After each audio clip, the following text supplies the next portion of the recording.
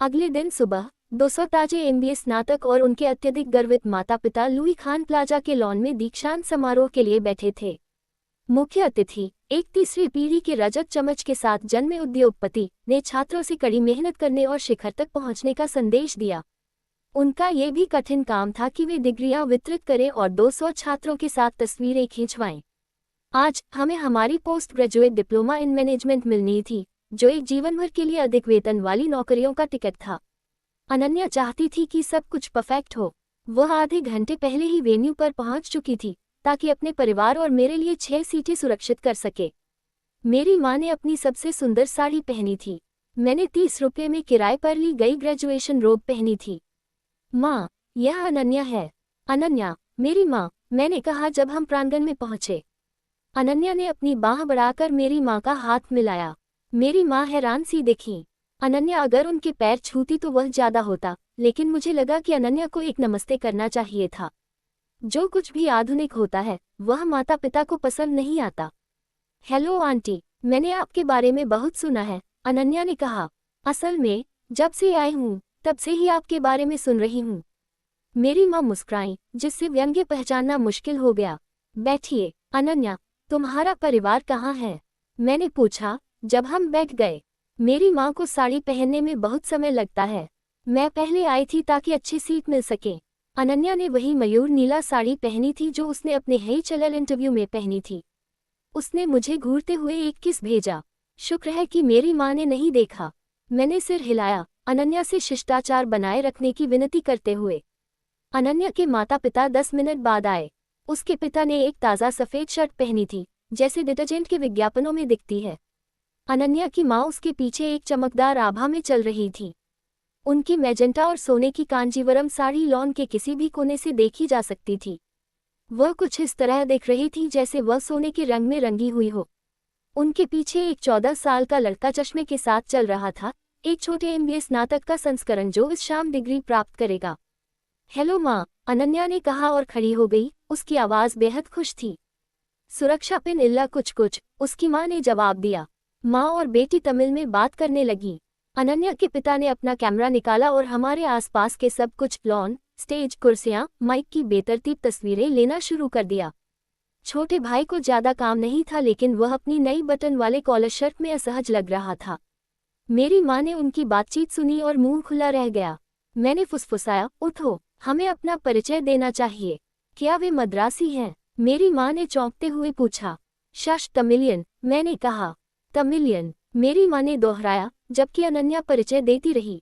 माँ, ये कृष्ण है, और यह कृष्ण की माँ है। हेलो, अनन्या की माँ ने कहा, बिल्कुल उसी तरह चौंकी हुई जैसी मेरी माँ। क्या यह अच्छा नहीं है? हमारी फैमिलीज पहली बार मिल रही है, अनन्या ने चाहते हुए कहा, जबकि सभी ने उसकी ओर ध्यान नहीं दिया। कृष्ण के पिता नहीं आए? अनन्या के पिता ने पूछा।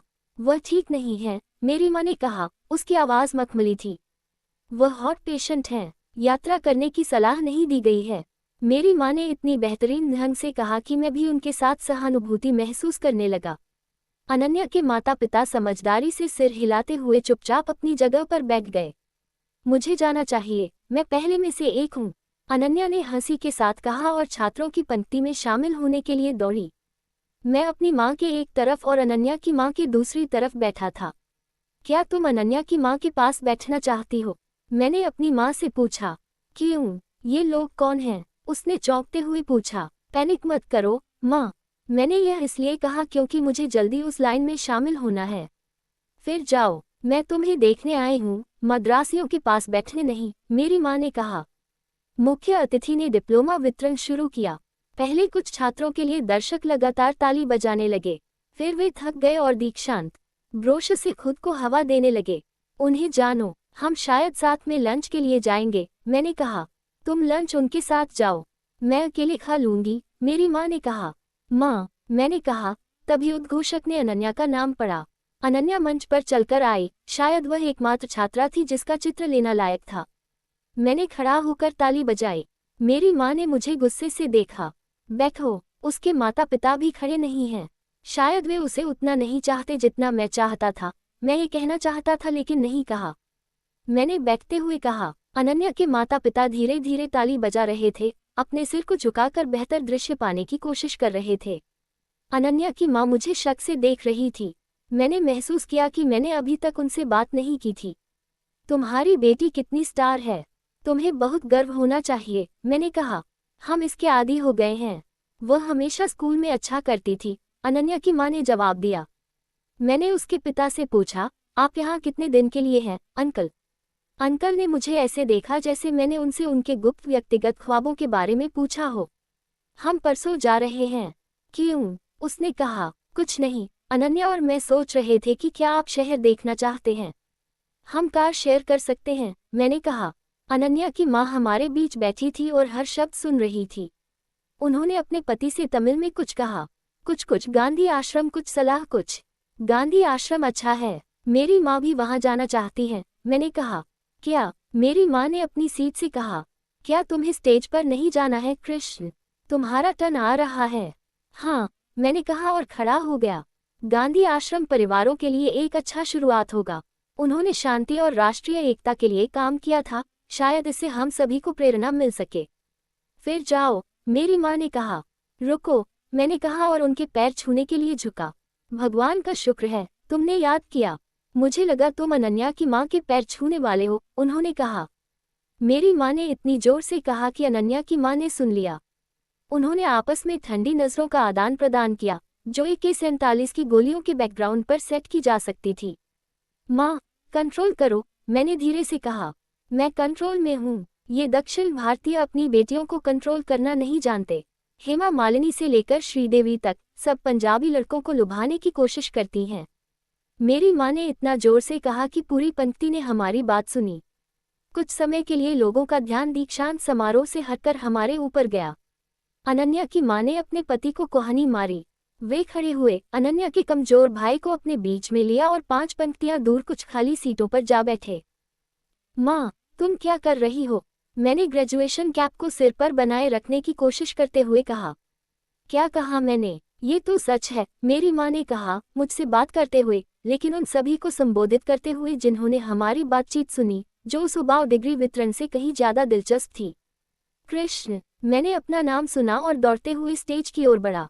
5 मोहित स्टेज के पास खड़े थे। मैंने उनकी ओर मुस्कुराया जैसे ही मैं स्टेज की सीढ़ियां चढ़ने लगा। मुख्य अतिथि ने मुझे मेरी डिप्लोमा दी। मेरी माँ खड़ी होकर ताली बजा रही थी। मैं तुमसे प्यार करता हूँ, उसने चिल्लाया। मैंने मुस्कुराते हुए उसे जवाब दिया। पिछले 10 सालों से मेरे पिता ने माँ को बताया था कि उनका बेटा जीवन में कभी कुछ नहीं कर पाएगा। मैंने अपनी डिप्लोमा ऊंची करके भगवान का धन्यवाद किया। हटो, अगला छात्र आना है, उद्घोषक ने कहा, जैसे ही मैंने भावुक होकर मुख्य अतिथि का फिर से धन्यवाद किया। जब मैं सीढ़ियों से नीचे आ रहा था, मैंने देखा कि अनन्या के माता पिता ने न तो ताली बजाए और न ही मेरी स्टेज पर होने पर कोई प्रतिक्रिया दी। मैं वापस अपनी सीट की ओर बढ़ा।